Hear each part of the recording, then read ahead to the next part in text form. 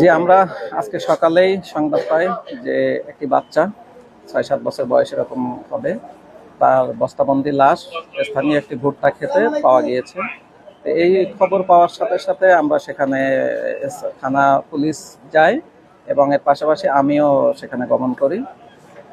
তো আমরা সেই লাশের সুরতহাল তৈরি করে পোস্টমর্টেমের জন্য আমরা সদরে পাঠানোর ব্যবস্থা করি এবং একই সাথে আইনানুগ যে ব্যবস্থাগুলো আমরা নিই।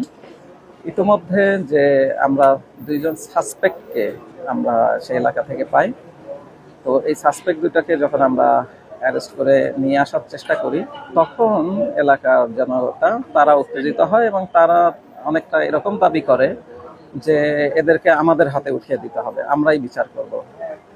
তো এটি আমরা করতে পারি না, কারণ আমরা তাদেরকে মূলত সাসপেক্ট হিসেবে গ্রেপ্তার করেছি। আমরা তদন্ত করে তাদের সংশ্লিষ্টতা পেলে আমরাই আইনানুগ ব্যবস্থার জন্য আমরা প্রসিড করব। তো এটি জনগণকে আমরা প্রথমে বোঝানোর চেষ্টা করি, কিন্তু তারা এক পর্যায়ে বুঝতে চায় না এবং তখন ইতিমধ্যে আমাদের ডিসি সাহেব ওখানে উপস্থিত হয়, আমাদের বিজিবির সিও উপস্থিত হয়, স্থানীয় জনপ্রতিনিধিও উপস্থিত হয়। সবাই মিলে আমরা বোঝানোর চেষ্টা করি যে এটা আইন তো নিজের হাতে তুলে নেওয়ার কিছু নাই। একটি অঘটন বা একটি অপরাধ হয়েছে, এই অপরাধের বিচার শতভাগ আমরা নিশ্চিত করব। এটি করার জন্য আমাদেরকে সহযোগিতা করার জন্য সবাইকে আমরা আহ্বান জানাই। একটা পর্যায়ে তারা উত্তেজিত হয়ে ওই আসামি যাদেরকে সাসপেক্ট যাদেরকে আমরা গ্রেপ্তার করেছি তাদের উপরে হামলা করবে, তাদেরকে আমাদের থেকে ছিনিয়ে নিবে এবং তাদেরকে মেরে ফেলবে। আশপাশে দুই একটি এই খড়ের গুদাম বা কাঠ এটি সেটি নিয়ে তারা আগুন জ্বালানোর মতো একটা পরিস্থিতির সৃষ্টি করলো।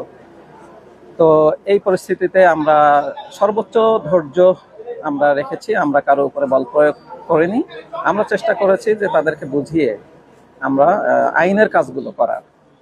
তো অবশেষে এক পর্যায়ে ডিসি সাহেব যখন কথা বললো, আমাদের জনপ্রতিনিধিরাও কথা বলেছেন, তারা এক পর্যায়ে বুঝলো।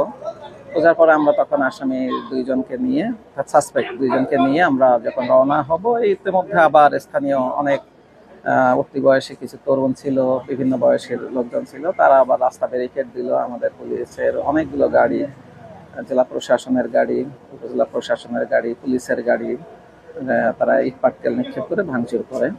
পুলিশ আহত, আমাদের কয়েকজন পুলিশ আহত হয়েছে। আমরা মাত্র তো এটি সদরে নিয়ে আসছি, আমরা এখনো সবগুলো কতজন আহত হয়েছে এই ডাটাটা এই মুহূর্তে আমরা বলতে পারছি না, তবে বেশ কয়েকজন আহত হয়েছে আমরা বলবো।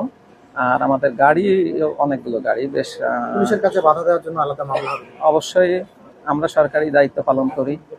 আমরা এই সরকারি দায়িত্ব পালনের ক্ষেত্রে যদি বাধার সম্মুখীন হয় তাহলে অবশ্যই এটি সরকারি কর্তব্য এবং দায়িত্ব পালনে বা সরকারি কাজে বাধা দানের জন্য অবশ্যই মামলা হবে।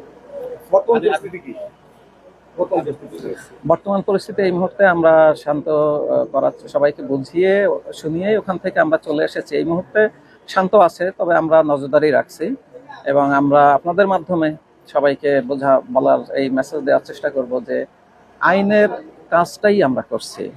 কেউ আইন ভঙ্গ করলে তার জন্য রাষ্ট্রের শাস্তির ব্যবস্থা রয়েছে। আমরা শাস্তির সর্বোচ্চ যে শাস্তির ব্যবস্থাটা যেন হয়, আমরা সেই লক্ষ্যেই কাজ করব।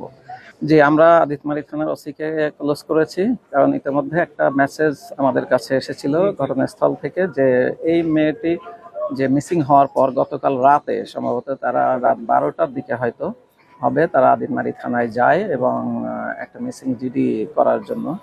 তো ওই সময় ওসি আদিতমারির যে রেসপন্সটা তাদের মনোভূত হয়নি।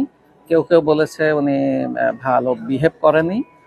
তো এজন্য আমরা ওসিকে প্রত্যাহার করেছি এবং এটি আমরা তদন্ত করব। আইনানুগ ব্যবস্থা যেটা, সেটা আমরা অবশ্যই নেব।